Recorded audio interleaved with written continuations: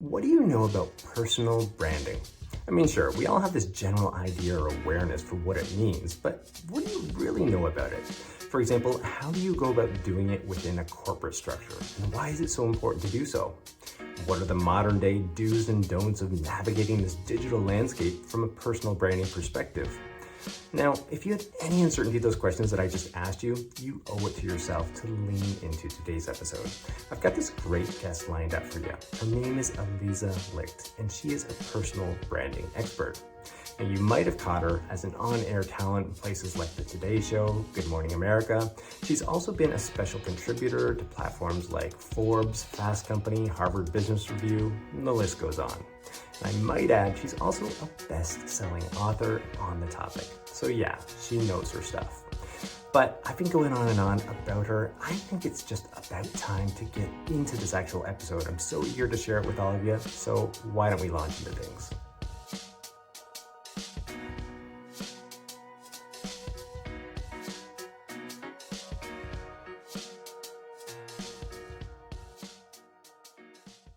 Now, in doing my guest research for this talk, I did come across this quote from Aliza online, in which she states that personal branding is no longer an option. It is a requirement. So I figured this would kind of be a nice point to launch into this discussion and learn a little bit more about her perspectives on the matter. So check it out. The world has changed, and I would say one of the biggest changes, and actually to even tag on to the question you asked earlier, like Harvard Business Review's May issue was, you have to have personal, it was all personal branding. Like literally, this is the world we live in now. And it's uncomfortable for people to come to terms with the fact that they can't just have skills and they can't just have the job, they have to have the whole package. And the reason why it's not a choice and it's a requirement, I believe, is because we live in a world that is so incredibly noisy. We live in a world that is so competitive. We live in a world where layoffs happen all the time. We live in a world where most people either work hybrid or remote. The odds of becoming invisible, the odds of not being able to build the relationships we once had, the odds of not being able to earn the social capital that's the grease that helps you propel in your career are so high that if you are not making sure that you are working on all of those things, you are at risk.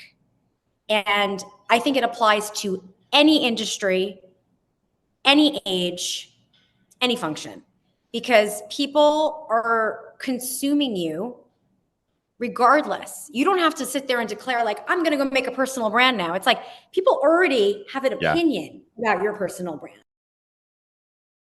So this idea of what is on brand, it's not just what you say. It's not just what you don't say. It's not just what you do. It's also what you choose to align with, your energy, your mannerisms, your attitude. And all of that is up for judgment and consumption within 7 seconds of meeting you. That's how quickly someone makes an impression. So to me, that says there's no choice in this scenario. You either are a proactive participant in your career and your personal brand, or you're just going to let stuff happen to you. And the problem is when you don't do the work to shape your narrative, people will make up their own version of your story.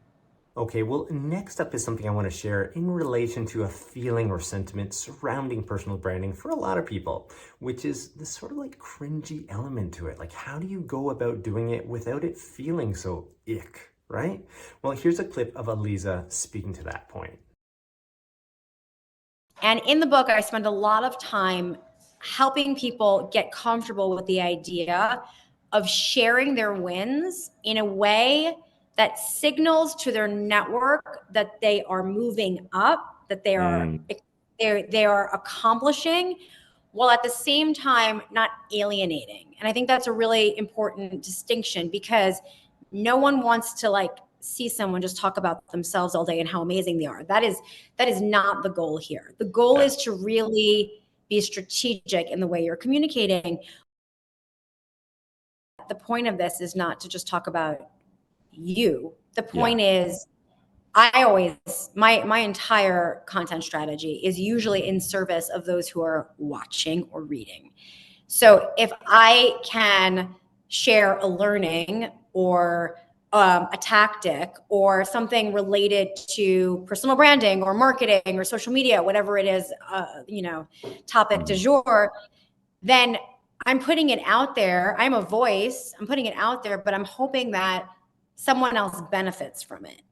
Right. And by doing so, the more you do that, rinse, repeat, the more you become known for a certain topic. So my first book, Leave Your Mark, was a career advice book. And I became known as a mentor, somebody that you could just, and still to this day, you can DM me a career question and I will answer it, because I put myself out there as someone who really cares about people being able to progress in their careers. Next up, I've got this clip of Aliza speaking to this point of just being aware of your online presence and your approach to building your brand online. You know, some of the things that you should be aware of and you should be careful of. So check it out. When I'm about to post something on social media, I always ask myself, why am I posting this? Right. What is my intention? I believe really strongly that the screenshot is more powerful than the delete button. And that the internet is written in a Sharpie. So when you know your guardrails and you have this gut check of like, why am I posting this? What reaction do I hope to elicit? As long as you can answer that, you're good to go. And you're coming from a place of knowledge. But for people that just kind of like fly by the seat of their pants, like that's where you can get in a lot of trouble. And that your personal brand can affect every aspect of your life professionally. Okay, well, moving along. I want to show you this clip here that I found really compelling during my conversation with Aliza. And it pertains to building your brand within a corporate structure. You know, A, how do you go about doing it? And B, why is it so critically important? So lean into this clip because I think it is incredibly helpful and insightful. And one of the most important ways you can build a personal brand at work within a corporate structure is to proactively focus on earning social capital. And what that means is making sure that you are reliable, you do good work, people understand what you're great at, what your superpowers are, they can count on you to deliver on time. And you're also willing to raise your hand and say to a colleague, hey, I'm not that busy right now. Do you need help on that project? If someone works in a corporation where there's like internal mobility opportunities, the number one way to really raise the optics around what you do is to raise your hand and pitch in on another team or another project where there's cross-pollination, and start building a reputation for yourself, because a lot of promotions are by committee in a lot of companies. It's not just your boss that needs to say, oh yeah, he's great. It might be a team of people that have to be like, yes, I worked with Christopher on this project, or someone's else like, oh yeah, actually Christopher was really great to work with on this project. So it needs to be that, like, in a way, it's like your own mini political campaign to make sure people around you like you and they want to work with you and they want to pull you into projects. Now, in the course of this conversation, I had this other question that I wanted to address, which was, is it advisable to attach your name and your brand to a bigger name, a bigger established company? For example, really pushing out there that you work for Google, that you work for Nike. And I found Aliza's response to this really, really insightful and helpful. So have a listen. In terms of, I guess, personal branding within a company, like you were just speaking about it, within the actual confines of the office, perhaps, and with the relationships of the people within the building. But people might be curious about the possibilities of branding yourself. Say you're working for a company like Nike or, you know, this big corporate structure outside of the building, say on Instagram, say on LinkedIn, say on Twitter or X or whatever, you know, like the possibilities there as well. What would you say to that? So it is mutually beneficial. You have to first and foremost know your company's social media policy. You have to know your company's media policy. That is a must. I wrote in On Brand and also in my first book, Leave Your Mark, don't suffer from last name syndrome. And last name syndrome is when you work for a credible company, like you work for Nike or I worked for DKNY back in the day, and you associate your entire identity with that company to the point that it's great. There's lots of perks, right? You're leveraging the credibility of where you work. Lots of great things can come from that. But there's also well, what happens when you don't work there anymore? Right. So the reason why I wrote On Brand is because I want people to think about building equity in their name as the priority. You can absolutely be proud of where you work. You know, on social media, you know, sharing your expertise, things like that. You're not sharing something that's proprietary. You're not sharing something that you shouldn't be. But at the same time, someone with a strong personal brand online, like let's say Christopher from Nike is like a genius marketer online on LinkedIn and shares all marketing, you know, learnings from his career. Well, that helps Nike say, hey, we've got this great person who's like followed by everyone for his insights. You know, so brands don't need to be afraid of that.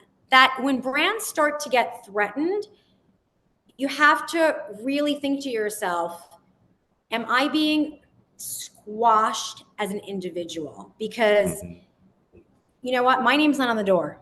Your name's not on the door of Nike. You know, so we have to think about ourselves and we have to think about what's next. Okay, well, I do have one last clip that I do want to share with you. And this one is a bit on the short side, but I think it puts a nice bow on this video. I mean, it really speaks to this point of why personal branding is so critically important. So check it out. At the end of the day, you know, a lot of people wait for people to recognize their value, right? People wait for their boss to want to promote them. People wait for an opportunity.